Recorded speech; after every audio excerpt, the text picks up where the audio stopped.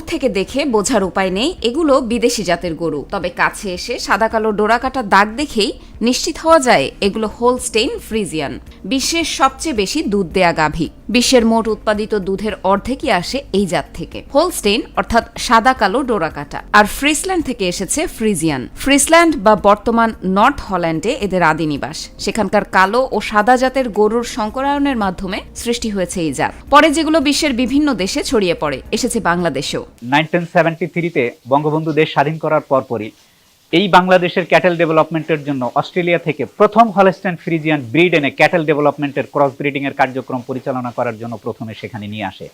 তারই ধারাবাহিকতায় বিভিন্ন সময়ে লাস্টলি আমাদের এখানে আপনি যে শেডে দাঁড়িয়ে আমরা কথা বলতে পারছি এবং আমাদের যে পিছনে যে অ্যানিমালগুলো আছে এগুলো 10-11 সালের দিকে এখানে নিয়ে আসা হয়। সেই পিওর ব্রিড অ্যানিমালের সেকেন্ড থার্ড জেনারেশনের অ্যানিমাল এখানে আমাদের এই পিছনে আছে।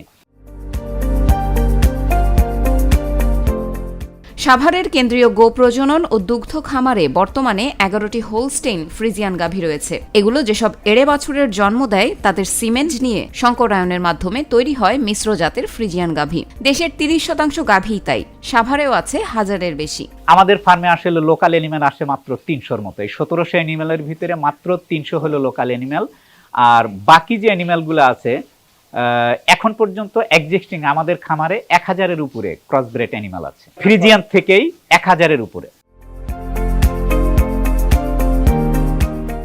দেশি জাতের একটি গাভী দিনে মাত্র 1.5 থেকে 2 লিটার দুধ দেয়। মিশ্র জাতের ফ্রিজিয়ান গাভী দেয় 12 থেকে 14 লিটার দুধ। দেশে পালিত একটি খাঁটি ফ্রিজিয়ান গাভীর দৈনিক দুধ দেওয়ার ক্ষমতা আরও বেশি, 20 থেকে 25 লিটার। আর শীতপ্রধান অঞ্চলের একটি ফ্রিজিয়ান গাভী দুধ দিতে পারে 40 লিটার পর্যন্ত। ঠান্ডার দেশে অ্যানিমালগুলা রিয়ারিং করাটা অর্থাৎ 8 ডিগ্রি সেন্টিগ্রেড টেম্পারেচার মানে 15 থেকে 8 এই টেম্পারেচারের ভিতরে যে জোনগুলো আছে সেখানে এই অ্যানিমালগুলোর প্রোডাক্টিভিটি এবং তাদের হেলথ কন্ডিশন এবং ম্যানেজমেন্টগুলো ইজি হয়।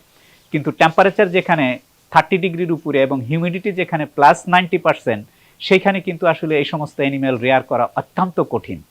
কিন্তু আমরা সেই চ্যালেঞ্জগুলো মোকাবেলা করেও আমরা টাইম টু টাইম সেটা করে যাচ্ছি। বিদেশি এই গাভীগুলো যাতে দেশের আবহাওয়ায় বেড়ে উঠতে পারে সেজন্য অনেক কাঠখড় পোড়াতে হচ্ছে কর্মকর্তা কর্মচারীদের। গাভীগুলোকে রাখতে হচ্ছে ভিআইপি মর্যাদায়।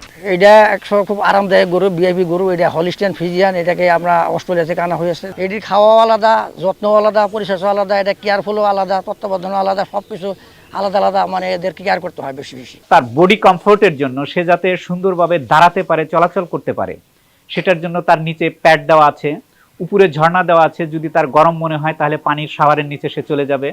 কন্টিনিউয়াস সেখানে ফ্যান চলতেছে, সে যদি মনে করে যে তার ফ্যানের বাতাস লাগবে, ফ্যানের বাতাসের নিচে গিয়ে দাঁড়াবে।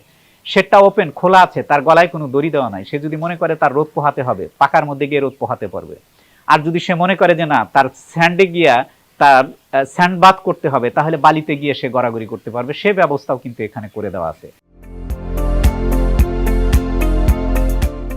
দেশের গোসম্পদ উন্নয়নে এই জাতের গাভীর অবদান কি জানতে চাইলে তিনি জানান, বিশ্ব স্বাস্থ্য সংস্থার মানদণ্ড অনুসারে একজন মানুষের দৈনিক 250 মিলিলিটার দুধ প্রয়োজন। একসময় বাংলাদেশে এটি ছিল 50 মিলিলিটার। হোলস্টেইন ফ্রিজিয়ান গাভীর কল্যাণে এখন সেটি বেড়ে দ্বিগুণ হয়েছে। এখন আমাদের দেশে যে রেভলিউশনারি বিপ্লব যেটা চলতেছে, যে আমরা হোয়াইট রেভলিউশন, শ্বেত বিপ্লব ঘটানোর জন্য যে দুধের উৎপাদনটা আমাদেরকে ওয়ার্ল্ড হেলথ অর্গানাইজেশনের হিসাব অনুযায়ী যে প্রত্যেকটা মানুষকে প্রতিদিন 250 ml করে দুধ খেতে হবে, আমরা সেই টার্গেটের দিকে দৌড়াচ্ছি। এই টার্গেটটা অ্যাচিভ করার জন্য এখন পর্যন্ত বাংলাদেশ গভর্নমেন্ট এই হলস্টেইন ফ্রিজিয়ানকেই একমাত্র ব্রিড হিসাবে দেশে রিকগনিশন করে রাখছে, যে এইটার দ্বারাই আমরা ওই টার্গেট অ্যাচিভ করার পরে আমরা অন্য থাই চিন্তা করব। অন্য কোনো ব্যাপারে চিন্তা করার এখন কোনো অবকাশ আমাদের নাই।